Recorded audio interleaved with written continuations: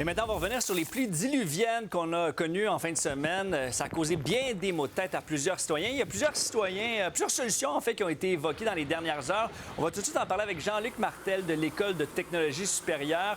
Vous êtes spécialiste des impacts des changements climatiques sur les infrastructures. Merci d'être là ce soir. Bonjour, M. Fortin-Gauthier. Dans les dernières heures, là, plusieurs ont dit qu'il faut peut-être interdire les sous-sols à Montréal. Est-ce que c'est une bonne idée, ça? Bien, à l'ultime, oui, c'est une bonne idée. Essentiellement, une nouvelle habitation ne devrait pas avoir de sous-sol. On ne devrait plus aller dans cette direction-là, considérant qu'on s'expose au risque.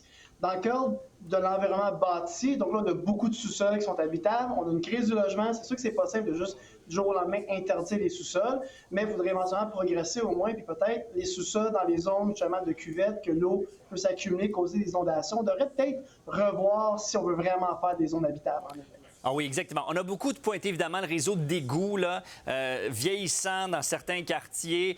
C'est quoi les bonnes solutions, justement? Comment on devrait adapter ces réseaux-là à l'avenir, là? En matière de réseau d'égouts, ce qu'il faut clarifier ici, c'est que ce n'est pas nécessairement là qu'on va intervenir. Donc, le réseau d'égouts, c'est pas lui qui va gérer le genre de pluie extrême qu'on a eu dimanche dernier ou des pluies qu'on a eu en août dernier avec des guides.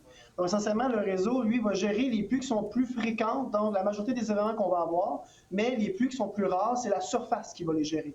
Donc, considérant que le réseau est à pleine capacité, bien là, par gravité, l'eau va s'accumuler dans des points bas, dans des cuvettes, et c'est là qu'on veut changer ce parcours-là et soit retenir l'eau à la source où est-ce qu'elle tombe, ou la rediriger vers un endroit où on va être moins vulnérable, moins exposé, par exemple, justement, éviter les entrées de garage en contrepente dans les cuvettes. Bien justement, mais ces entrées de garage-là qui sont, dans certains cas, inondées à répétition d'année en année. Certains citoyens, hier, disaient ça fait 2 ans de suite qu'on est inondés. Donc, qu'est-ce qu'on leur dit à ces citoyens-là?